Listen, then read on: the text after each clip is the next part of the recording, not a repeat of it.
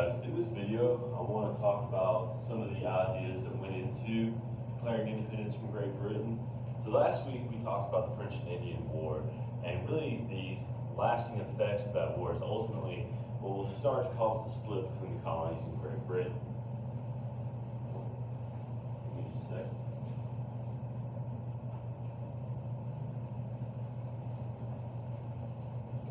Again, we're going to be talking about the philosophical ideas that shaped the revolution. And so, going back a few weeks, we talked about the Great Awakening and the Enlightenment. So the Great Awakening was a religious revival that swept through the United States, or what would become the United States, I should say.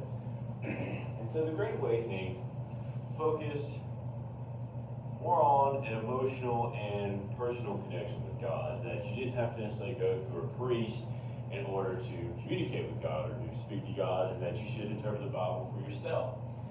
And so we see kind of a more independence from Great Britain here. We see, the colonies developing their own denominations of Christianity. During this Great Awakening, you'll get denominations such as Baptists and Methodists. It's pretty much just challenging traditional ideas that had long been accepted back in Europe. Probably more influential, though, was the Enlightenment, because the Enlightenment is really what I'm going to be talking about more so in this lecture, because the Enlightenment and this intellectual movement really shapes the ideas that we have about government and really forms our democracy, and the ideas that we have and certain rights that we have in the United States come through this Enlightenment. So the Enlightenment is just an intellectual movement that happened in the 1700s. It used logic and reason to improve society and government.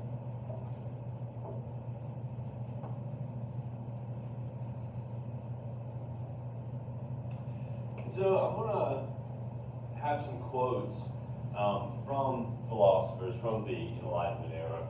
And as we go through these, you'll kind of see, some similarities between these ideas of Enlightenists and a lot of the ideas that we have in the Declaration of Independence and within our Constitution. And so John Locke is probably one of the most famous members of this Enlightened movement. And John Locke came up with the idea that all humans are born free and equal, with three natural rights, and he wrote those as life, liberty, and property. So not life, liberty, and the pursuit of happiness like Thomas Jefferson did, but life, liberty, and property. And so you can see kind of where Thomas Jefferson, reading the works of John Locke, got the ideas for, or that opening line for the Declaration of Independence, that we hold these truths to be self-evident, that all men are created equal with certain inalienable rights endowed by their Creator. And so when we talk about these ideas of natural rights, it's a pretty radical idea, but what it pretty much suggests is that you have certain rights as a human being that no government or no authority figure can ever take away. You're born with those rights, and they must be protected. And that'll be one of the ideas, is that it's the job of government to make sure that those natural rights are upheld.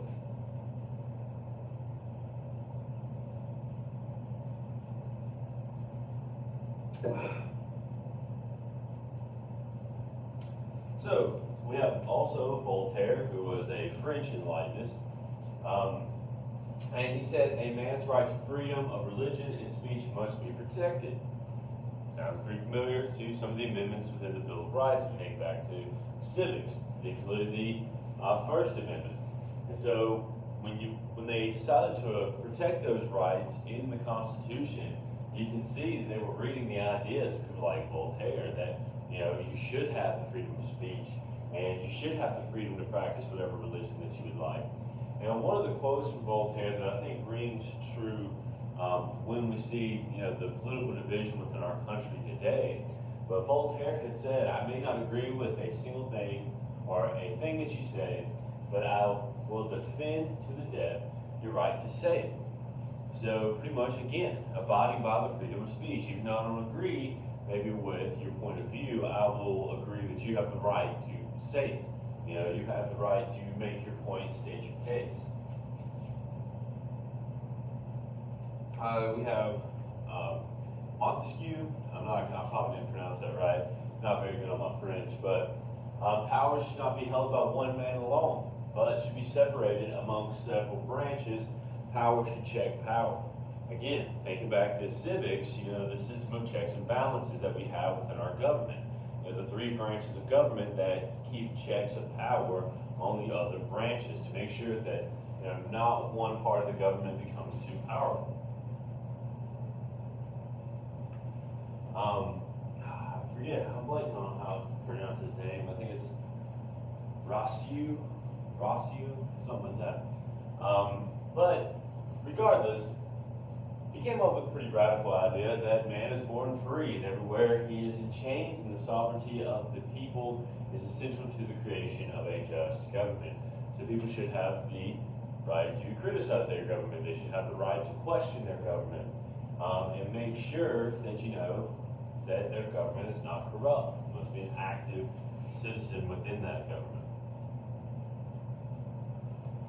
Bakara.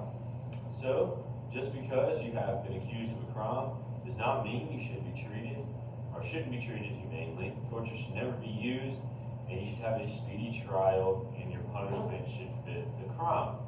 So, sounds again kind of similar to our Constitution, the idea that you're protected against cruel and unusual punishment. You have a right to a trial by jury. You just don't go before the king and he decides your fate. You have a jury amongst your peers in which you are determined whether you are guilty or not. You have the right to state your case.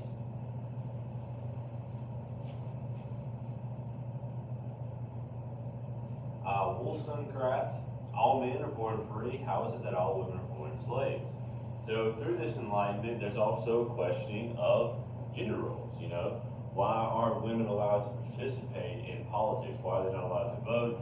And this is something that will be the idea will be floated around as they are writing the Constitution and creating a new government in the United States. Who are we going to allow to vote?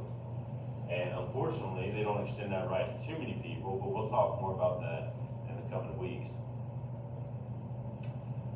Smith.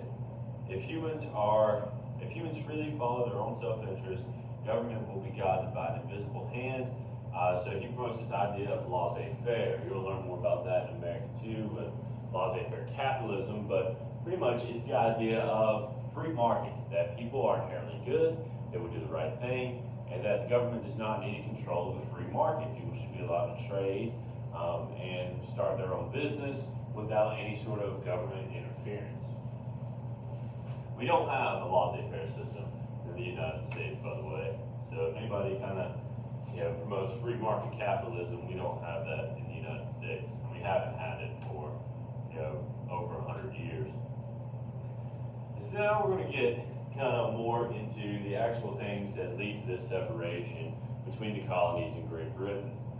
And so the colonists felt physically separated from England. This led to a support of republicanism and self-rule.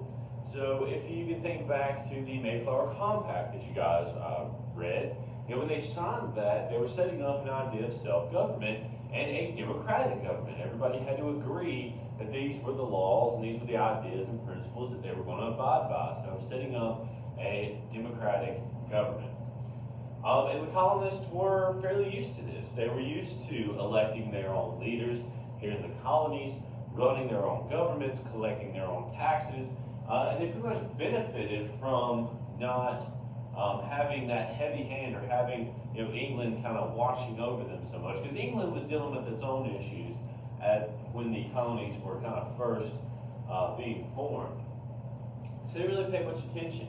It's called salutary neglect. So the idea that the colonies just benefited from doing their own thing. England didn't really have to interfere. And so they felt used under this system of mercantilism, and mercantilism was pretty much set up to make sure that the colonies remained profitable. So as things become more stable in England, and as England starts to see these other European powers, making a lot of money off of trade, they think, maybe we should pass a few laws to make sure that the colonies remain profitable. We shouldn't be letting our colonists trade with other countries, and they should only be trading with us, so that way we get the money and we get the materials. And then the colonies felt philosophically separated, pretty much the ideas of the Enlightenment that we just talked about. Under the British government, those radical ideas that, you are entitled to natural rights, those were not necessarily protected under the British government.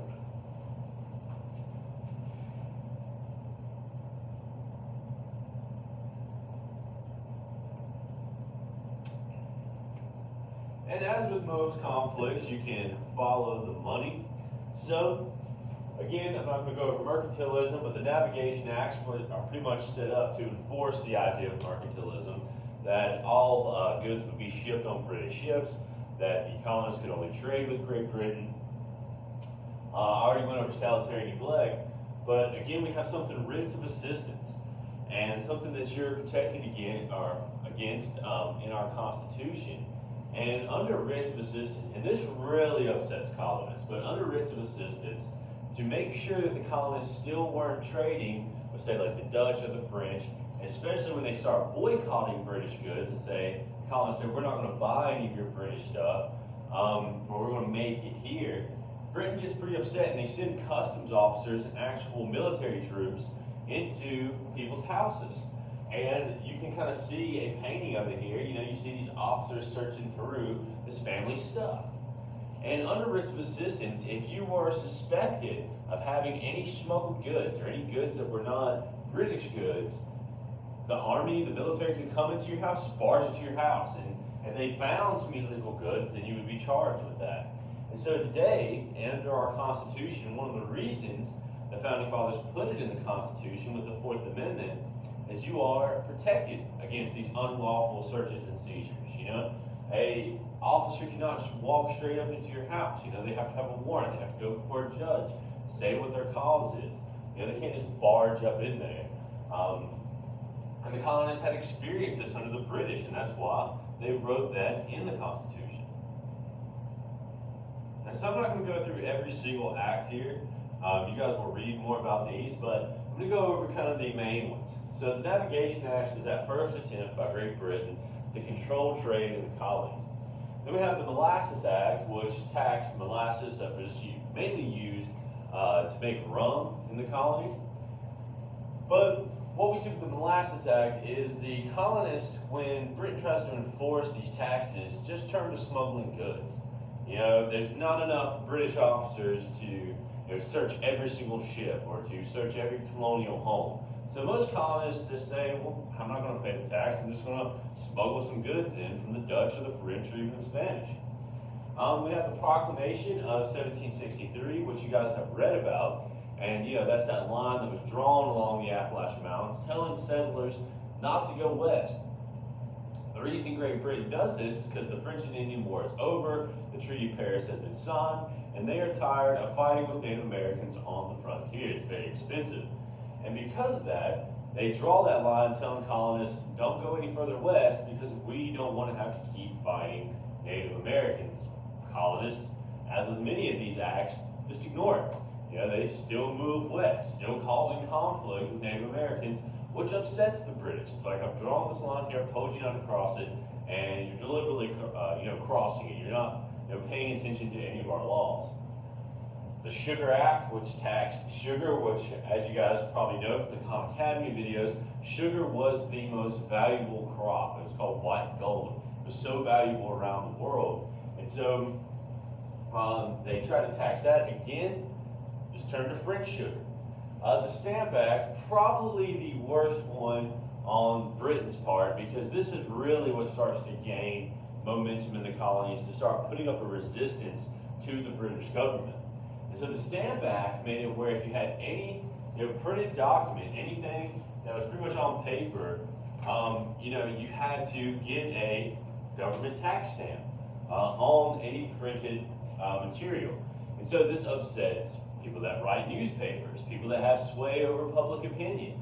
And so now that they're having to pay this taxes on printing their newspapers and magazines, do you think they're going to, write things that are favorable to the British? No, they're not. They're going to say, look at the British, look how they're taxing the heck out of us. Also upsets people like lawyers. You also have to get sermons If you were a preacher, you wanted to print your sermon, you had to get a tax stamp on that. So also upsetting leaders within the community as well. Then you have the Townsend Act, which further going to tax imported goods like glass and that sort of thing. Then you have the Tea Act, which, as you guys will read about, leads to the Boston Tea Party. After the Boston Tea Party, which was a protest of the Tea Act, we have the Intolerable Acts. And once again, this is where the colonists will really tighten up against this British rule. And so, in response to the Boston Tea Party, King George is furious. And he goes to Parliament and he asks them to pass certain laws on the colonies. And one was the Port of Boston Act. And what that act did was actually shut down Boston Harbor, so the city of Boston couldn't trade with anybody. They're pretty much like, okay, you want to dump our tea in the harbor, we're going to shut down your entire port. Now you can't get any tea. Now you can't have anything imported or even exported. And so for some people, the Intolerable Acts are the final straw, but we did have, active leaders protesting here in the colonies these various taxes and various laws passed by Parliament. So you have the Stamp Act Congress, which is set up pretty early, and they come up with the idea no taxation without representation. If the British want to tax us, and one of the things I did forget about the Stamp Act, and why it upsets colonists more so than the others, is because the Stamp Act also was the first direct tax on the colonists. So not just a tax on imported goods or anything like that, a direct tax that they had to pay for printing things in the colonies. So that's where we get the slogan, no taxation without representation. The idea of no taxation without representation means that if you are going to tax us, we need representation in Parliament, which was something that the British government was not willing to do. You have the Sons of Liberty, led by Samuel Adams, who organized the Boston Tea Party, and also violently enforced boycotts. So if you're a colonist and you're still buying British goods, really, abiding by the law, the Sons of Liberty may come pay you a visit. And they'll be like, hey, we're supposed to be boycotting the British. If you're not doing that, we're going to, kind of give you a few nudges here and there, trying to nudge you in the right direction. And if you don't, then, you may have some things come up missing. We may have some threats being issued.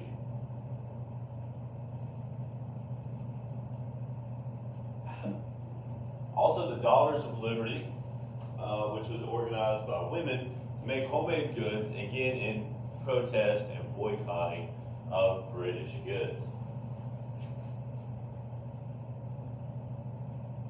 We have committees of correspondence that are set up. These committees of correspondence are, as you can see here, a revolutionary Twitter. It was set up to, it was a letter system set up to spread news about what was happening in the colonies, to spread news about kind of British injustice. It was really, a revolutionary Twitter page set up to talk junk about the British all the time.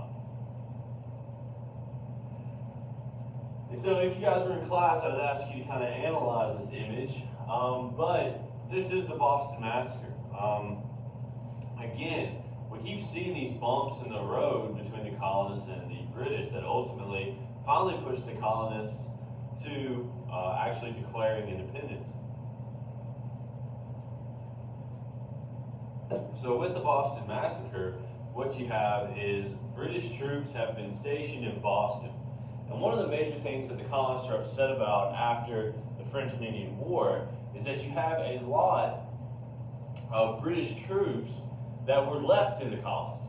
They didn't go back to Great Britain. The British government didn't want to spend money in order to, use all the ships to bring them back to England. And so these British troops are stuck in places like Boston and New York, and they're competing with colonists for jobs. And the colonists kind of get this feeling, maybe the British government left these troops here to keep an eye on us. Maybe they're not here to protect us, but to kind of watch over us. And so the colonists being upset about these British regulars in their cities and competing for the same jobs that they're trying to get, start throwing rocks and snowballs and things at the British troops. The British troops understandably get upset. nobody quite knows who yelled fire, but somebody yelled fire, and the British opened up fire on the colonists, killing anywhere from 5 to 8 colonists during the Boston Massacre. And so there'll be images like this printed throughout the colonies. And so if you were kind of on the fence, about like, I'm not quite sure I want to totally separate from Great Britain, maybe we can still work things out. But then you see an image like this where the British troops are cutting colonists down in the streets, you're going to be like, maybe things have gone too far. The British government has overstepped, its place, and maybe it is time for us to declare our independence. The First Continental Congress meets, and this is pretty much a meeting of all the colonies. They all send delegates there, so representatives to represent their colony, and discuss what are we going to do. Enough is enough. What actions are we going to take to either try to make things up with Great Britain, or what actions are we going to take in order to, make sure that the British government stays in line and try to, patch things up. So they meet to discuss increasing rebellion in the intolerable acts. The desire of this First Continental Congress was not independence. They still, again, want to patch things up. They issue a declaration of rights and grievances to the king. They pretty much write it out and say, hey, this is what we're upset about, this is why we're in protest, and this is the way you can fix it. The king pretty much ignores it. King George kind of tosses it aside and says, I'm not really going to listen to these colonists. They should just respect my authority, and what do I care about their grievances? And so, also with the First Continental Congress, as you guys read, they set up the Minutemen, who were set up to kind of be a resistance to any British attack. And they set up things like alarm riders. I've already talked about the Boston Tea Party, and then you have the Midnight Ride of Paul Revere, which is kind of an American folk story. But that's one of the things I'll kind of start off with the Revolutionary War video, talk about the first battle at Lexington and Concord that takes place before the United States had declared independence. But you can still see some of the first steps being taken. And so what I want you to gather from this video is that things just didn't happen overnight. You have kind of, after the First Indian War, things start to snowball. And over the next, 13 years leading up to the American Revolution, you have, one thing after the other, and it kind of has that snowball effect where things just kind of get bigger, bigger, bigger, and more problems start to arise. And then finally, the colonists have had enough. And what I'll talk about in the next lecture is actually writing the Declaration of Independence, declaring that we are no longer a British colony. We're done with Great Britain, and kicks off the Revolutionary War. So as always, if you have any questions, just email me, and I hope you guys found this video fairly helpful.